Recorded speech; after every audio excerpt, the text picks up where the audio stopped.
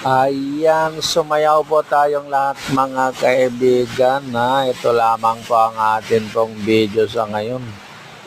Kasi dito po sa amin malakas po ang ulan mga kaibigan, kaya mega shout out po sa inyong lahat dyan. Thank you so much po sa inyo pong panonood. Madlang people, kaya halina po kayo at sabayan nyo ako dito sa aking pagsasayaw. Nang sa ganun naman ay mawili at matanggal po ang inyo pong mga pagkabagot. Thank you so much. Thank you for watching.